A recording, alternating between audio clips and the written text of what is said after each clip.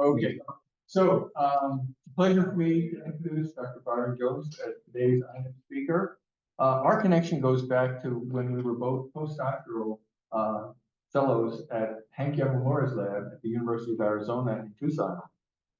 Since that time, Byron has had a very distinguished career as a behavioral neuroscientist, geneticist, and of course, a pharmacologist. He has held faculty appointments at numerous institutions, including the College of Santa Fe, San Jose State, University of North Carolina, University of Colorado, Penn State University, where he is now an emeritus professor, but he is currently the professor of genetics, genomics, and informatics at the University of Tennessee in Memphis. He also has held visiting professorships at 3 different institutions in France, as well as Ben Gurion University in Israel. He's been funded by a variety of NIH agencies since 1980, including NIAAA, NIDA, NINDS, NIEHS, to study and most recently to study the toxicity of paraquat and organophosphates that is funded by the Department of Defense to study Gulf War illness. He is also the editor of Nutritional Neuroscience, and a board member of several other journals. He has won numerous awards, including being named a fellow of the International Behavioral Neuroscience Society. He has mentored over 30 Ph.D. students, scores of peer-reviewed articles in prestigious journals. I could go on, but you are here to listen to him. So I will stop here and just introduce Dr. Jones, who will be telling us today about genetic and epigenetic modeling of Gulf War illness. Oh, you've already got one. Okay.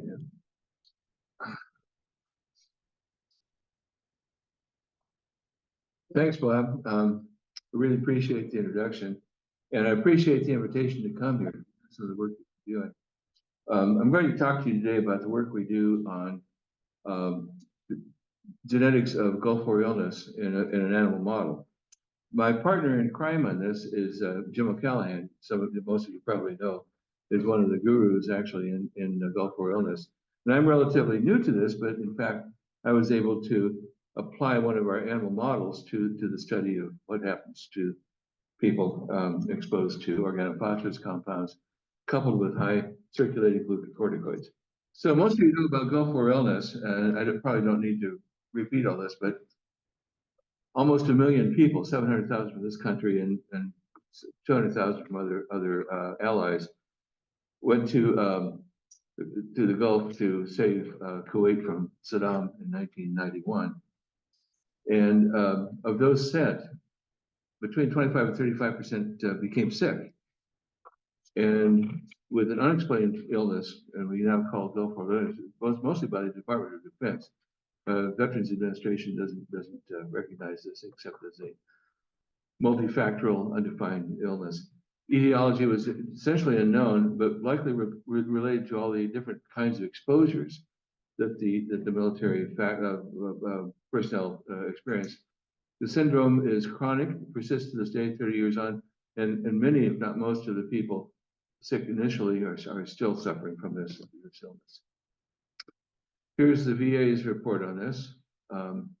They don't call it Gulf War illness, and I made the mistake one time of saying, "Gee, I ought to go to the VA over in Memphis to talk about this." They said, "Oh, not a good idea." That was so good. I know. Well, I live in Memphis. I'm used to it. So the possible culprits for the oil well fires that Saddam set, he torched most of the oil wells in Kuwait. Burn pit smoke, so you probably know about these. Burn pits are terrible things that Army came up with as an alternative to doing real sanitation. Depleted uranium, the ammunition in some of the guns were depleted uranium. And pesticides, chlorpyrifos and permethrin are insecticides. These are organophosphorus compounds that are used to kill bugs in barracks, and also put them on clothing.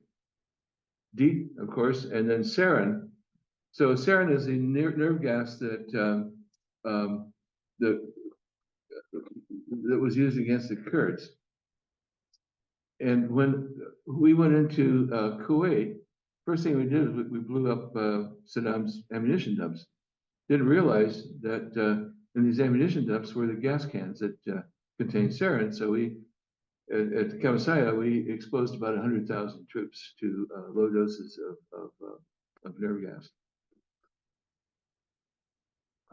So narrowing down the exposures, Diane Miller and Jim O'Callahan at the U.S. Centers for Disease Control and NIOSH reasoned likely culprits for organophosphates, sarin and chlorpyrifos, as these are the chemicals most commonly the soldiers were exposed to with accidental exposure to sarin.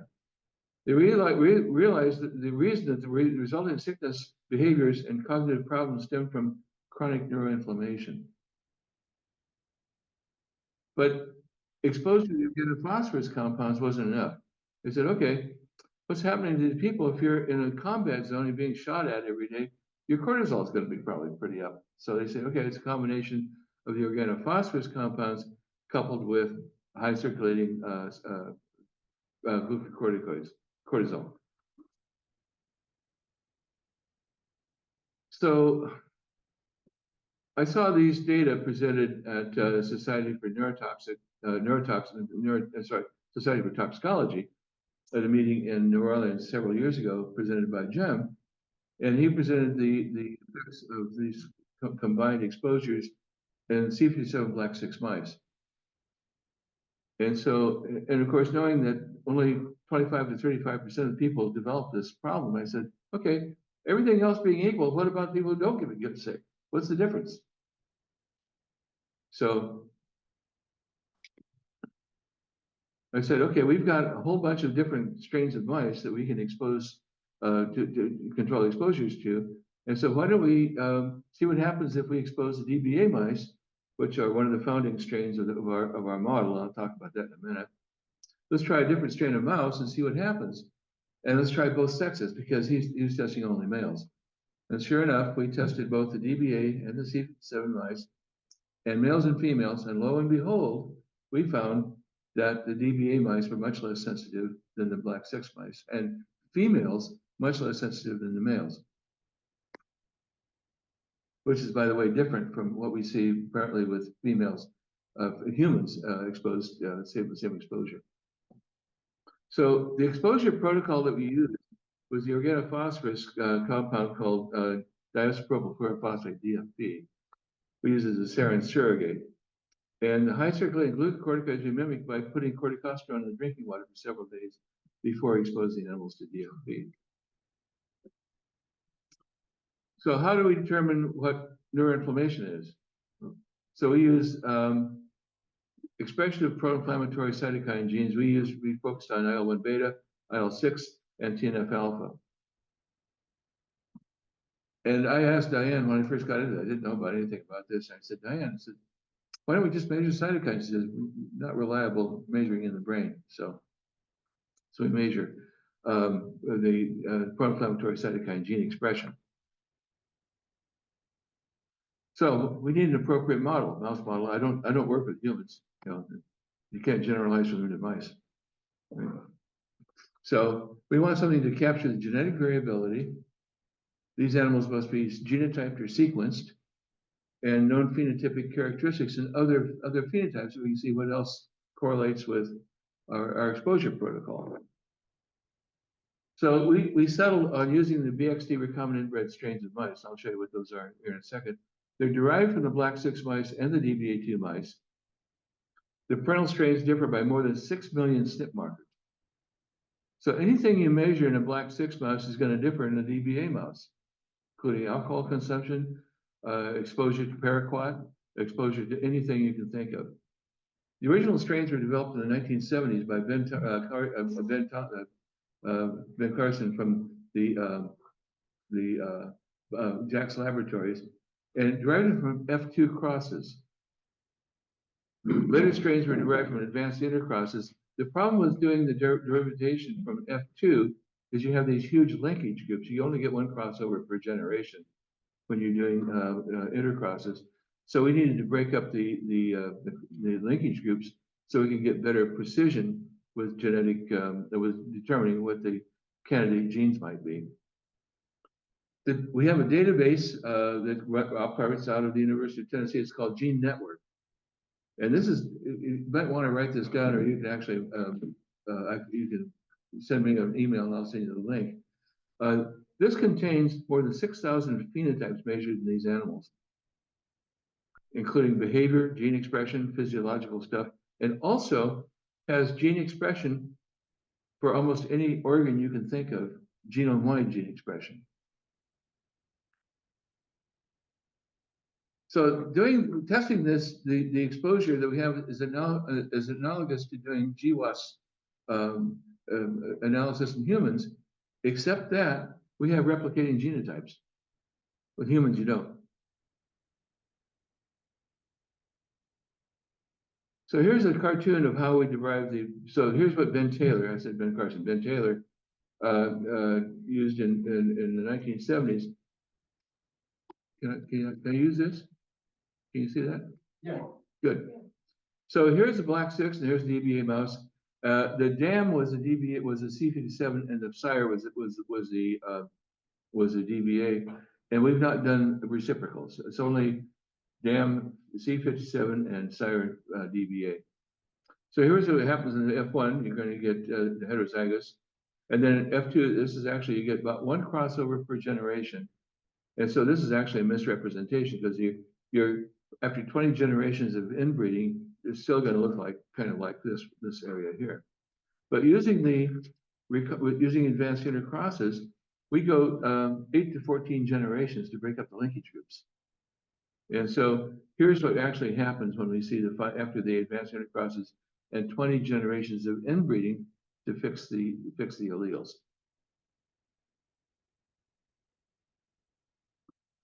So our experimental protocol is we put corticosterone in the drinking water, 20 milligrams percent, for 7 days. On the 8th day, we hit them with DFP at IP 4 milligrams per kilogram. It's a sarin surrogate. 6 hours after injection, we harvest the brain and dissect out the medial prefrontal cortex. So I'm going to talk about the prefrontal cortex in this part, and then later on we're going to go to the hippocampus. But Jim McCallahan has shown pretty much whatever happens in the prefrontal cortex also happens in the hippocampus and vice versa. This is the same that Jim does, but he ages them out afterwards. No, we age them out afterwards. Yeah. We're going to go out to 300 days in the second part of this. Oh, sorry. Okay. Does he age them out? No, I think we're the only ones that age them out. I could be wrong. Oh, okay. We're talking about it when you're Okay. Well, you can interrupt me in the second part. So we look at gene expression for IL-1B, IL-160, and TNF-alpha by RT-PCR. So we look at all the groups. We look at corticosterone by itself, DFP by itself, and DFP plus corticosterone plus saline as our control. So we do, and then later on we did genome-wide transcript abundance by RNA-seq. So we're looking at initial phenotypes, the gene expression of pro-inflammatory cytokines, and then later on we do a genome-wide transcript abundance analysis. So Jim McCallahan showed that years ago that if the DFP will produce a little bit of neuroinflammation or increase in the gene expression, but if you add corticosterone, you don't get an additive effect, you get a synergistic effect. And here you can see, so you have two graphs here. These are the females up here, and these are the males down here. So the black bars are DFP by itself. So see, in some strains it doesn't cause much neuroinflammation. The other strains it does, but look what happens when you add the corticosterone. You get a huge increase in the gene expression and we're looking at IL-1 beta here, by the way.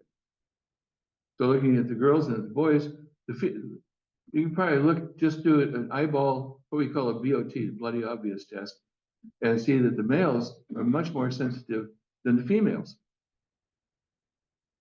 Yeah. So when we map, so we combine the male data, we combine it with the female data, and the male-female data combined, and we make a principal component. And when you do principal components analysis like this to reduce the number of dependent variables to an index like we have here, you actually get increased precision and increased signal strength when you do quantitative trait locus analysis. That's what this is. It's called QTL analysis.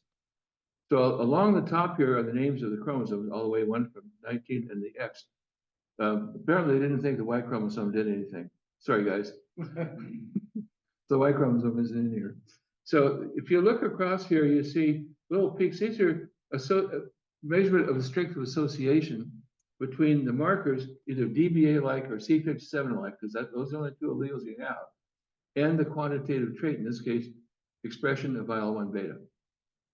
And so, the little line down here, the gray line is suggestive, and the pink line is significant. And if you go across the chromosomes, all of a sudden you say, "Huh, look, the telomere of chromosome 7, you see a really significant spike. That's a high correlation between the difference in the markers. So it's a point biserial correlation between the markers and the quantitative trait IL-1 beta gene expression. So the next thing we do, the little bar here, the yellow bar here tells us that we're in the right area.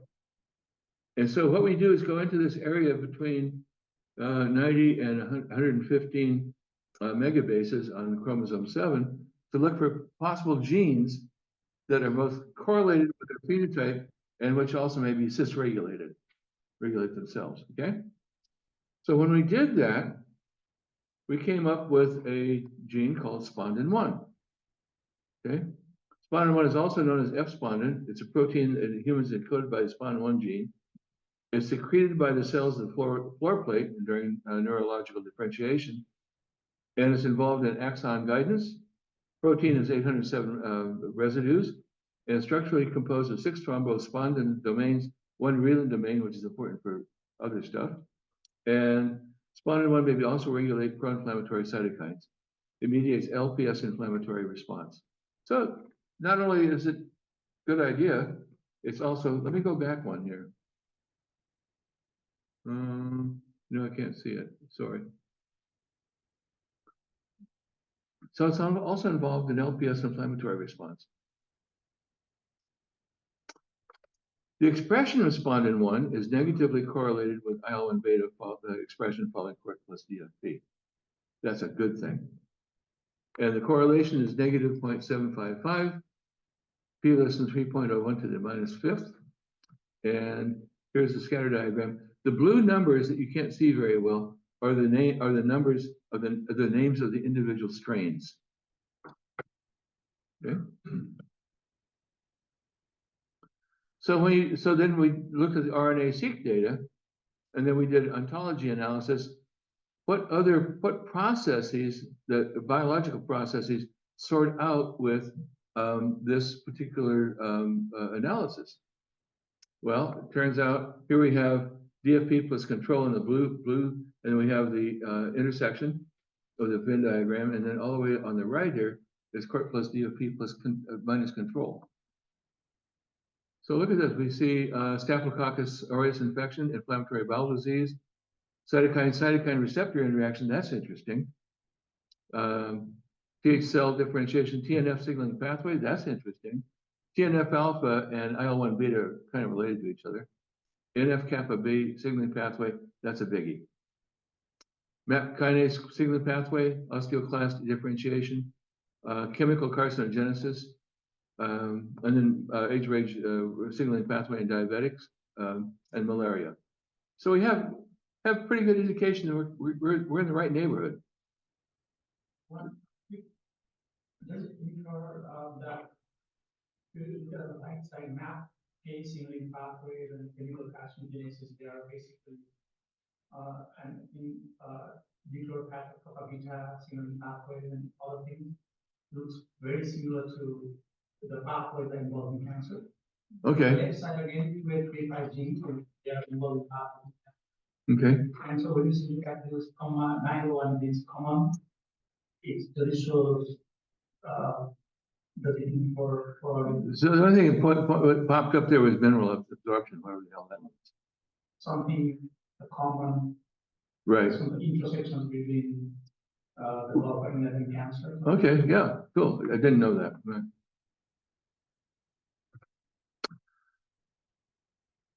So here's what RNA-seq showed us for DFP plus court plus DFP, again the same. Oh, now the colors of the bars are reversed. Sorry about that. So we see here mean expression of IL-6, TNF alpha, and DFP. And IL-1 beta with court plus DFP is raised in all three of the pro-inflammatory cytokine genes. So this is RNA-seq verification of what we found with the RT-PCR, with the exception of IL-6. IL-6 is not a very reliable gene for us. So when we do QTL analysis for other genes, we find a QTL, we find a strong signal on chromosome 17. And for control, we get a pretty good expression. This is a log 2 expression ratio. And then for DFP, a little bit less, and court plus DFP, even a little bit less, right? So what the hell is in there? Well, turns out our candidate gene is CCR6, chemokine receptor 6. What does it do? Well, its ligand is CCL20. It's involved in regulation of memory T cells. It's involved in inflammatory responses in the skin. Of course, the skin and brain come from the same embryonic tissue. Okay. Role in autoimmune diseases, and overexpression facilitates metastasis of colorectal cancer. Okay.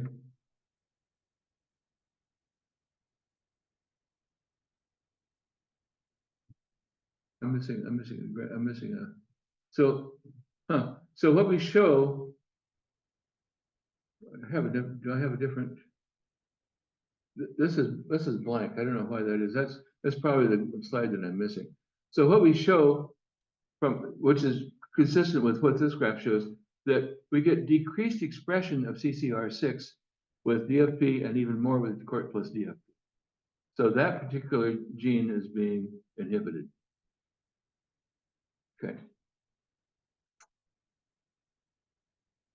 So summary so far. So we're now looking at the acute effects of exposure to DFP and corticosterone. So our mouse model supports hypothesis of genetic-based differential susceptibility. Forward genetic analysis revealed one phenotypic. You know the difference between forward and reverse genetic analysis? Reverse genetic analysis, you blow up a gene and find out what happens, right? Forward genetic analysis is you very carefully look at your phenotypes and then go after the genes that affect your phenotype. So it's different approach. So forward genetic analysis revealed one phenotypic and one expression candidate gene, Spondin 1 and CCR6. Identification of candidate genes may indicate targets for therapy or prevention. Mouse genomics have a good potential to inform human genomics. The mouse genome is 90% synthetic with that of humans. Mouse genes are highly conserved compared to human genes, mammalian. Mice are in the same evolutionary clade as primates. So the old schoolyard challenge, are you a mouse or man? Right? Well, yeah, so have each. Yeah, mice have historical prejudice on us. So what's next? Gulf War illness is a chronic disease.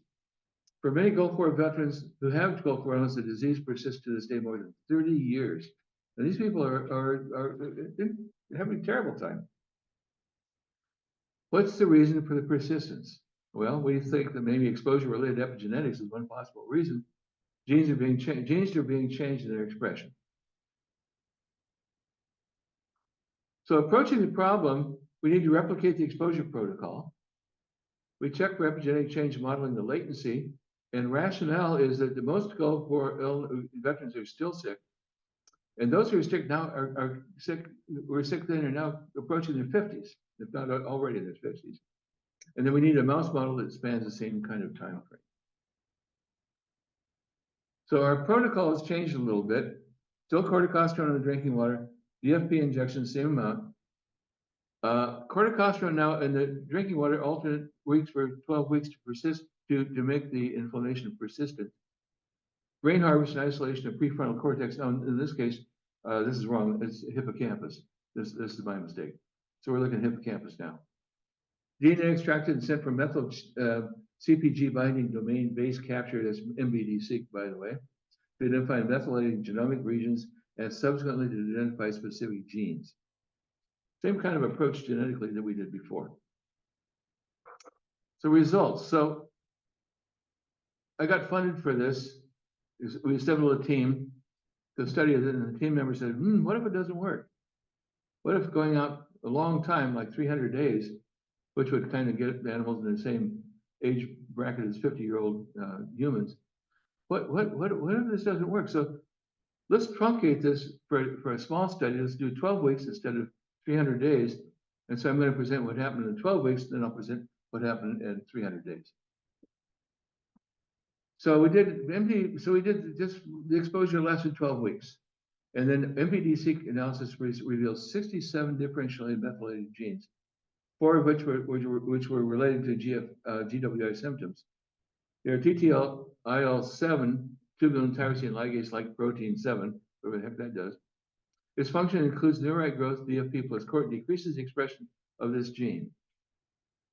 AKR1C14, this is a gene we identified with the acute effects of DFP plus CORT.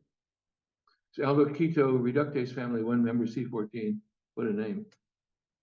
Gene is highly expressed in liver, kidney, and colon. Protein participates in the maturation of Leydig cells, in other words, sperm production, and production of androgen hormones. And there's some problems among Gulf War veterans with, I think, the sperm production. Here's a sodium-dependent high-affinity choline transporter. Bob, is this the one that Yamamura discovered in 1970? Yeah.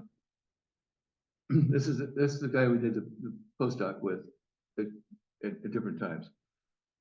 Highly expressed in cholinergic neurons of the colon, duodenum, gallbladder, and lung. Participates in parasympathetic activities. RUC2, run, and SH3 domain containing 2. I know, how do they come up with these names? I'm not a biochemist. Somebody calls me a pharmacologist, meaning you practice biochemistry without a license. It's highly expressed in the brain, participates in ubiquitination, associated with tumor metastases. Okay, so here we have 3 or 4 possible candidate genes that might make some sense. The sequel, son of MBD-seq, right? We didn't name it that. So we did the reprise of the previous study with 11 BXD strains, both sexes, and tissue harvest 300 days after DFP. Bar Harbor, the Jack's laboratory, so 300 days is about 50 years old. Other sources are a bit different, but we're going to stick with you. Pardon me? You know how to relate the age of the master between them. You really struggled. Yeah. A lot of that is eye of Newton, wing of bat. Yeah, but you know, like, that's it 32 years out. Yes. So, And these people are getting really worried about having live out their whole life being screwed up. and now neurodegenerative. Bingo. So here's our genome-wide MBD-seq results. This is a Manhattan plot of what we found. Well, here's what, look at this guy. This is eukaryotic induction factor B2, 2B5. Highly significant. This is a log odds probability. So this is the P of observing this is something to the -6. Okay. But there's some other genes in here as well. I'll tell you a little bit about those. But I'm going to focus on this guy right here. So we found the other genes that we found with the 12 weeks, but here's with the 300 days. So we found about 20 genes were identified, including this gene, EIF2B5. And here's a strain distribution pattern of the effects of corticosterone plus DFP versus control. And you notice that the overwhelming trend is decrease in the expression of this gene. Or, sorry, methylation, excuse me. Okay. These are box plots, which I do not like. I like just regular old bar graphs with standard errors.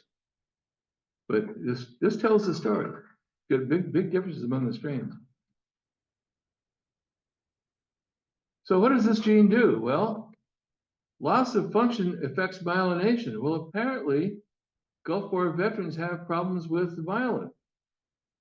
And in fact, this gene is involved in vanishing white matter. I don't think Gulf War illness veterans have what's called vanishing white matter, but they do have problems with myelin. Loss of function is seen primarily in the central nervous system. So, what regulates the expression of EF2B5? So, Bob, this is what I'm going to try to show you yesterday. Okay. So there's significant QTLs on chromosome 1 and 7. So we do genetic mapping. I'll show you the map, genetic mapping. When you do the map, we get a nice signal on chromosomes 1 and 7. There were no genes in the area of the QTL on chromosome 7, so we forgot about that. And the possible candidate gene on chromosome 1 is mitogen activated protein kinase activated protein. Was MAP kinase, one of those things, right? It's called MAP, we call it MK2 on chromosome 1, and here are the figures. So here's the strain distribution of QTL map of EIF2 beta. So you see EIF2B. So you see nice strong signal on chromosome 1, and something over here on chromosome 7, but there are no genes in this area. When you go look for genes in this area of the chromosome, there's nothing in there. And then there's some suggestive on other areas, but let's go after this. So what's regulating it? So let's map this. And lo and behold, we see something on chromosome 1, right in the same area. And this is MK2. Okay. And so the little triangle down here tells you that's where this coding region of this gene is. This is coding region. So this tells us that this gene is cis-regulated. Going back to EIF2B, its structural area is over on chromosome 16. So it's trans-regulated. So we like genes that are, the expression is correlated with their phenotype and cis-regulated. And that tells us we're kind of in the right neighborhood. Okay. So other than regulating EIF2B5 expression, what does MK2 do? Well, it regulates pro-inflammatory cytokine gene expression, for example, TNF. It maintains the respiratory vascular barrier in pulmonary disease, and it initiates a sequence senescence associated secretory phenotype. How about that? Super interesting. Isn't it? So we're going. Next thing we're going to do is we're going to do the clock foundation. Look at the aging differences. Yeah. Mediates response to LPS, and General Callahan thinks it might be a master switch. So there are genes that regulate other genes.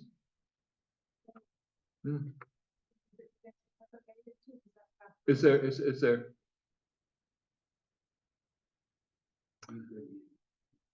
Yeah. So how does EIF2 beta B relate to other genes identified by MBC? Well, so these are the top 6 genes, and the screen is hiding EIF2B as up here at the apex, and here's SULT3A2, HLCS. These are all new data, and I haven't had a chance to look at what all these things do, but this is kind of how these top genes kind of relate to each other in a network. So this is not single gene stuff. We're looking at polygenic influences, at least in this case, on methylation. So conclusion, just as we demonstrated gene-based individual differences to susceptibility to both the acute and chronic effects, we've also demonstrated genetic difference in the chronic nature. The gene AKR1C14, aldoketo, whatever that is, showed up in our RNA-seq analysis of the acute effects.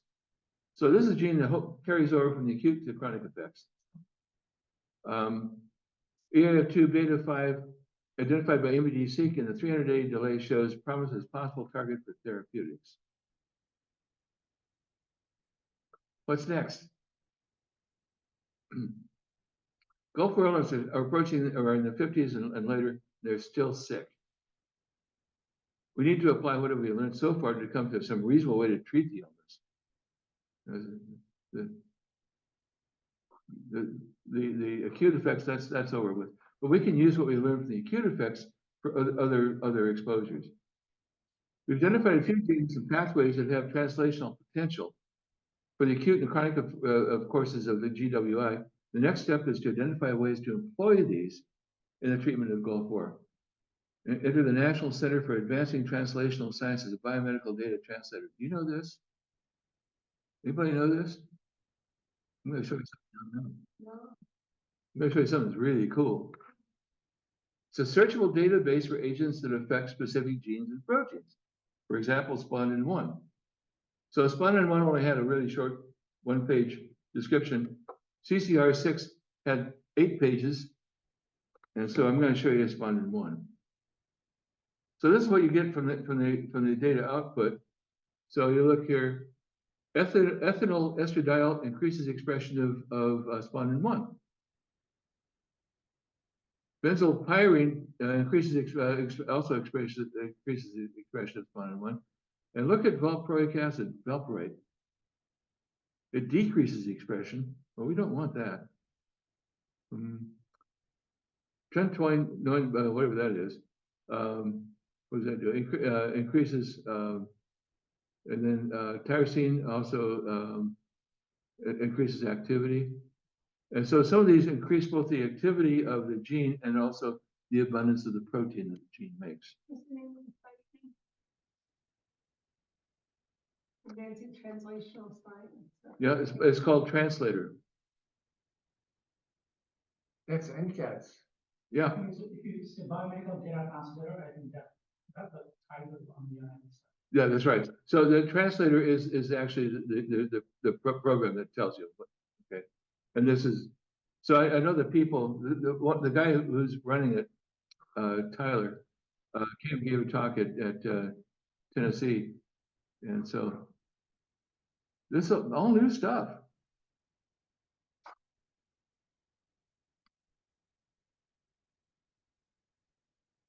Got it?